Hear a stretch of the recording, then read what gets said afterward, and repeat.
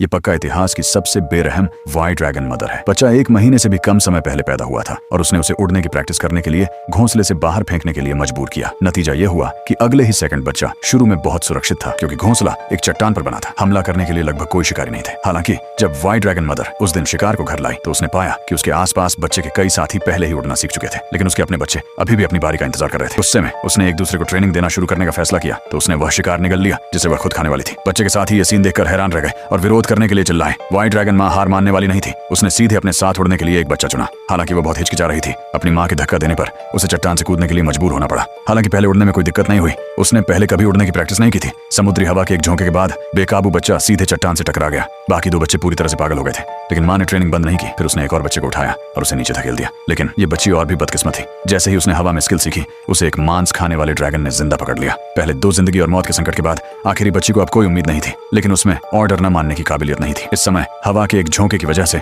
घबराई हुई बच्ची को अपना शरीर संभालने का टाइम नहीं मिला। फिर वह सीधे गिर गई। खुशकिस्मती से यहाँ का बीच बहुत नरम है, इसलिए वह सीधे नहीं गिरी। इस समय एक केकड़े ने उसका ध्यान खींचा। उसने बच्ची के रिएक्ट करने का इंतजार नहीं किया। वह दूसरी तरफ से टूट गई। गुस्से में बच्चे ने तुरंत उसका पीछा किया। इतने छोटे जीव के उकसाने पर उसका भी शिकार करने का मन हुआ। भले ही केकड़ा अंधेरी गुफा में कूद गया हो, व्हाइट ड्रैगन बिना किसी हिचकिचाहट के उसका पीछा करता रहा। लेकिन अगले ही सेकंड वो डर के मारे भाग गई और उसके पीछे एक बहुत बड़ा डायनासोर था।